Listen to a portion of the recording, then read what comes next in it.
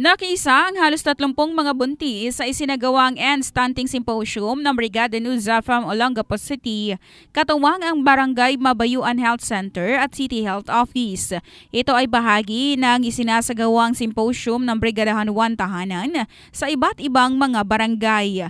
Layon itong maipaunawa sa mga ina ang kahalagahan ng malusog na pagbubuntis para maiwasan ang stunting.